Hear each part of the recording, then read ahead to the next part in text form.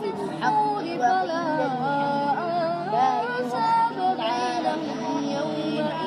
وقيل الحمد لله العالمين. ثقلت موازينه فأولئك المفلحون ومن خفت موازينه